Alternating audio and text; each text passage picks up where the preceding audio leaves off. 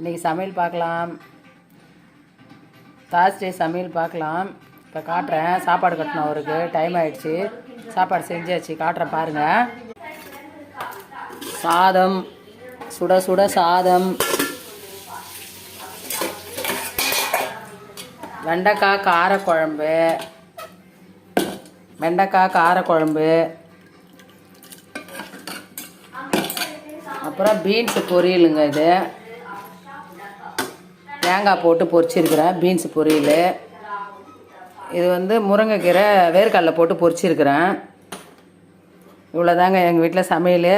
டிஃபனுக்கு சட்னி அரைச்சிருக்கிறேங்க. தோசை சட்னிங்க. அவ்வளோதான் எங்கள் வீட்டில் சமையல். வாங்க சாப்பிட்லாம்.